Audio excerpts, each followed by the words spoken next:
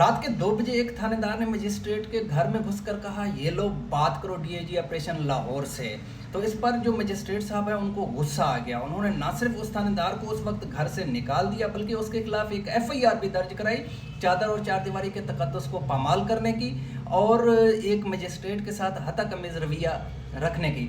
तो ये केस कहीं ना कहीं पे जुड़ा हुआ है उन दो लड़कियों के साथ जो पाकिस्तान आई और यहाँ पर उन्होंने जो है ना उनके साथ ज़्यादती की गई, इज्तिमाई ज़्यादती की गई, बल्कि उनको हब्स बेजा में रख कर उनकी जो पीछे फैमिली है उनसे तावान भी तलब किया गया।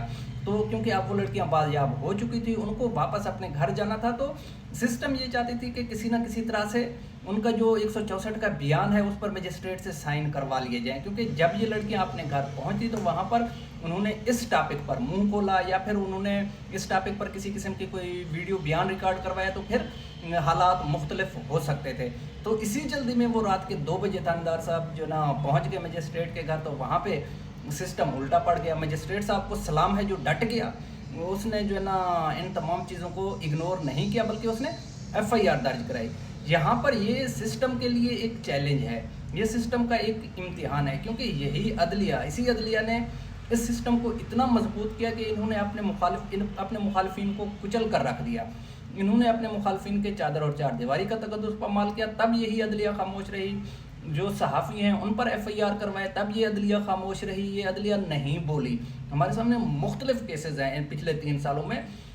पीटीआई की ख़वातीन को जिस तरह मर्दों ने घसीट घसीट कर गिरफ्तार किया, फुटेजेस मौजूद हैं। इसी तरह जो है ना सहाफ़ियों पर बेजा एफआईआर किए गए, उनकी चादर और चारदीवारी के तकद्दुस को पामाल किया गया, तब यही अदलिया खामोश रही और अदलिया ने इनको सपोर्ट किया। अब वही आग अदलिया के अपने घर तक पहुंच गई। अदलिया के भी घर अब महफूज नहीं रहे। इस सिस्टम को ताकतवर करने में कहीं ना कहीं पे अदलिया का किरदार है।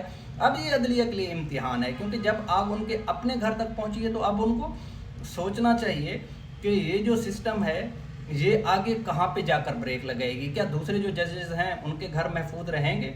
क्या उनके चादर और चारदीवारी के तकद्दुस को पामाल नहीं किया जाएगा? तो इसको टेस्ट केस लेकर, जिस तरह रिहाना डार के साथ हुआ था, वीडियो सोशल मीडिया पर वायरल हैं, किस तरह मर्द अफराद जो है ना एहलकार उनके घर में घुस गए और वहाँ पर उनको ज़दोकोब किया। पीटीआई की जो ख़वातीन हैं उनको किस तरह से गिरफ़्तार किया गया और उनको किस तरह जो ना मर्द घसीट रहे थे। और इसी तरह जो ना जो सहाफ़ी हैं उनके भी बहुत सारे केसेस हैं। सबसे बड़ी बात यह है कि ये अब अदलिया का इम्तिहान है कि वो इस चादर और चारदीवारी के तकद्दुस को पामाल करने को किस तरह लेते हैं।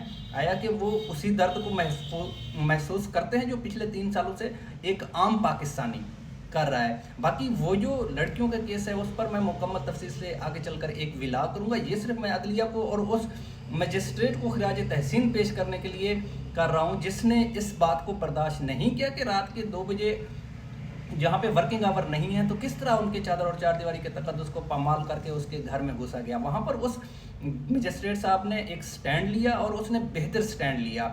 अब भी वक्त है कि ये जो सिस्टम है इसको थोड़ा सा लगाम डालने की।